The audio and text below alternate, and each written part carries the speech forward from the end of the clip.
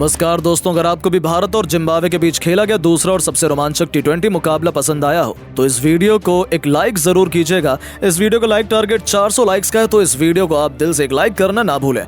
दोस्तों, भारत और जिम्बाब्वे के बीच खेली जा रही 5 मैचों की ऐतिहासिक सीरीज के दूसरे और सबसे रोमांचक टी20 मुकाबले में क्रिकेट इतिहास की 2 सबसे बड़ी टीमें एक दूसरे से भिड़ी। इस बार फिर एक बार शुभमन गिल की भारतीय टीम के सामने सिकंदर रजा की जिम्बाब्वे की टीम चुनौती लेकर खड़ी थी। इस रोंगटे खड़े कर देने वाले मुकाबले में भारतीय कप्तान शुभमन गिल ने टॉस जीता और पहले बल्लेबाजी करने का फैसला लिया और जिम्बाब्वे की टीम को पहले गेंदबाजी के लिए आमंत्रित किया।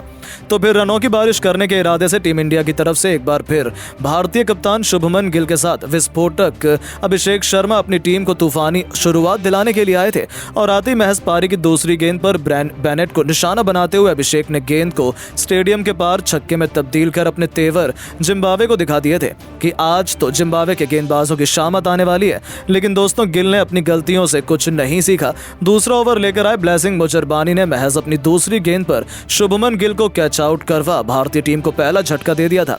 जहां गिल बड़ा शॉट लगाने के चक्कर में गलती कर बैठे और केवल 2 रन बनाकर भारतीय कप्तान को वापस जाना पड़ा। उनके आउट होने के बाद अब मैदान में आए थे ऋतुराज गायकवाड़। जिम्बाब्वे जहां विकेट का जश्न मना रहा था तो वहीं अभिषेक शर्मा के सिर पर तो खून सवार था।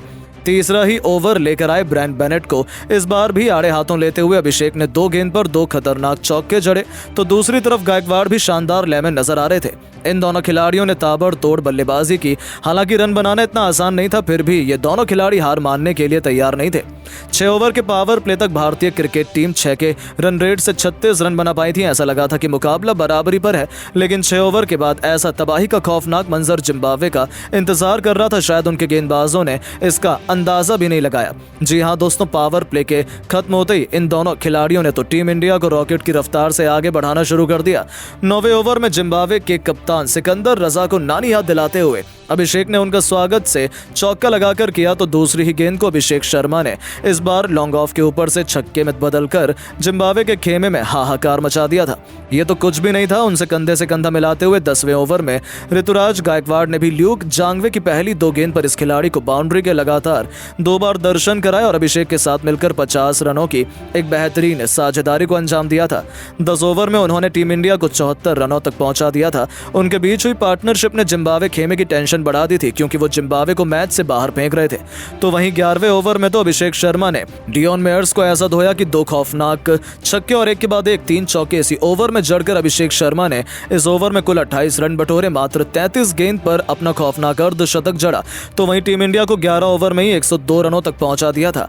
ये अब तक की पारी का सबसे महंगा ओवर था, जिसने मैच को पूरी तरीके से टीम इंडिया की झोली में ला दिया था। अब तो ये खिलाड़ी केवल छक्कों से डील कर रहा था। उन्हें रोक पाना जिम्बाब्वे के किसी भी गेंदबाज के बस की बात नहीं हो पा रही थी। इन दोनों खिलाड़ियों ने 100 रनों की रिकॉर्ड तोड़ साझेदारी को भी अंजाम दिया था और अभिषेक तो इसके बाद भी रुकने का नाम नहीं ले रहे थे। और फिर 14वें ओवर में वो मंजर आया, वो ऐतिहासिक लम्हा आया जिसका हर किसी को बेसब्री से इंतजार था। जी हां, इस बार मसाकजा को निशाना बनाते हुए अभिषेक ने उनकी तीसरी, चौथी और 5वीं गेंद पर लगातार एक के बाद एक 3 खतरनाक छक्कों की हैट्रिक बटोरकर केवल 46 गेंद पर महज अपने दूसरे इंटरनेशनल टी20 मैच में शतक जड़कर इतिहास लिख डाला। इस दरमियान इस खिलाड़ी ने 7 चौके और 8 खौफनाक छक्कों से अपनी इस यादगार पारी को सजाया था, जिस पर पूरी टीम इंडिया ने खड़े होकर उन्हें सलाम ठोका। हालांकि अगली ही गेंद पर अभिषेक शर्मा 100 रनों की पारी खेलकर आउट हो गए, लेकिन उनके विकेट पर किसी को गम नहीं था, क्योंकि वो लोगों के दिलों में अपनी छाप छोड़ गए थे। 14 ओवर में उन्होंने टीम इंडिया को 147 रनों तक 2 विकेट के नुकसान पर पहुंचा दिया था। उनके आउट होने के बाद मैदान में अब रिंकू सिंह आए थे। जिम्बाब्वे को लगा था अब शायद वो थोड़ा राहत की सांस लें, लेकिन रिंकू और ऋतुराज गायकवाड़ तो बेरहमी से जिम्बाब्वे पर धावा बोलने वाले थे। आते रिंकू ने भी अपने ही विस्फोटक अंदाज में बल्लेबाजी करनी शुरू की। 15 ओवर में टीम इंडिया को 152 रनों तक पहुंचाया, तो फिर चौके छक्कों की ऐसी सुनामी इन दोनों खिलाड़ियों ने लाई कि सामने चाहे कोई भी गेंदबाज आता, चतारा से लेकर जांगवे या फिर बुजरबानी ही क्यों ना हो, देखते ही देखते दोनों खिलाड़ियों ने 50 रनों की साझेदारी को अंजाम दिया था। ऋतुराज ने भी केवल 38 गेंद पर अपना अर्धशतक ठोक दिया था। यह तो केवल एक ट्रेलर था। 19वें ओवर में मुजरबानी के घमंड को पैरों तले कुचलते हुए रिंकू ने 2 खौफनाक छक्के जड़े। टीम इंडिया 213 रनों तक पहुंच गई तो पारी के अंतिम ओवर में भी ऋतुराज ने जहां चौके से अपना खाता खोला तो अंतिम 3 गेंद पर रिंकू ने एक चौके और 2 तूफानी छक्के बटोरकर 20 ओवर में टीम इंडिया को 234 रनों के मैच विनिंग टोटल या कहें माउंट एवरेस्ट जैसे स्कोर तक पहुंचा दिया था। अंत तक नाबाद रहते हुए रिंकू सिंह ने केवल 22 गेंद पर 2 चौके और 5 खतरनाक छक्कों की बदौलत 48 रन ठोके तो ऋतुराज ने उनसे कंधे से कंधा मिलाते हुए 47 गेंद पर 11 चौके और एक छक्के से सजी 77 रनों की बहुमूल्य पारी खेली और अभी से टीम इंडिया ने यह मैच अपनी झोली में डाल लिया था। ऐसा सबका मानना था क्योंकि जिम्बाब्वे कहां इतना बड़ा लक्ष्य हासिल कर पाता, लेकिन इस नामुमकिन को मुमकिन करने के इरादे से जिम्बाब्वे की तरफ से इनोसेंट काया और वेस्ली मदवीरे की खतरनाक जोड़ी मैदान में उतरी। पहली गेंद पर इनोसेंट ने चौका जड़कर अपने तेवर टीम इंडिया को जरूर दिखाए, लेकिन तीसरी गेंद पर मुकेश कुमार ने उनके डंडे उड़ाकर जिम्बाब्वे को पहला झटका दिया और उनके पसीने छुड़ा दिए। उनके आउट होने के बाद मैदान में अब आए थे ब्रैन बेनेट, लेकिन किसी ने नहीं सोचा था कि जिम्बाब्वे इतनी तगड़ी लड़ाई भारत से लड़ेगा। बेनेट सर पर कफन बांधकर आए थे। दूसरे ओवर में उन्होंने अभिषेक का दिन बिगाड़ते हुए उनके ओवर में चौके और छक्के जड़कर 19 रन बटोर दिए। ओवर में जिम्बाब्वे ने 24 रन ठोक दिए थे। उन्होंने शुरुआत तो लाजवाब की थी।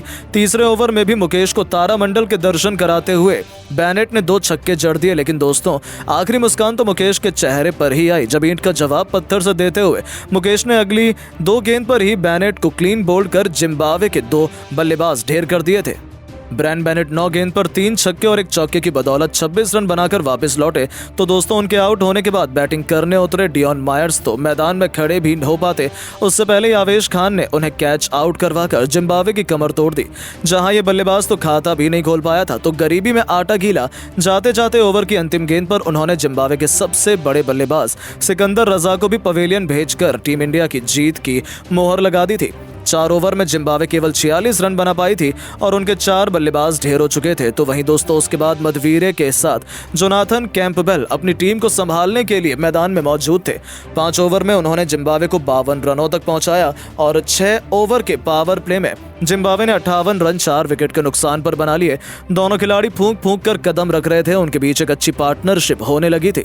9 ओवर में उन्होंने जिम्बाब्वे को 69 रनों तक पहुंचा दिया था। ऐसा लगा था कि कहीं जिम्बाब्वे इस मैच में वापसी न कर जाए, लेकिन दोस्तों तभी पारी का 10वां ओवर लेकर आए वाशिंगटन सुंदर ने जोनाथन कैंपबेल का शिकार कर आधी जिम्बाब्वे को पवेलियन भेज दिया था, जहां कैंपबेल 18 गेंद पर 10 रनों की पारी खेलकर वापस लौटे। 10 ओवर में जिम्बाब्वे ने 72 रन बनाकर अपने 5 बल्लेबाज खो दिए थे।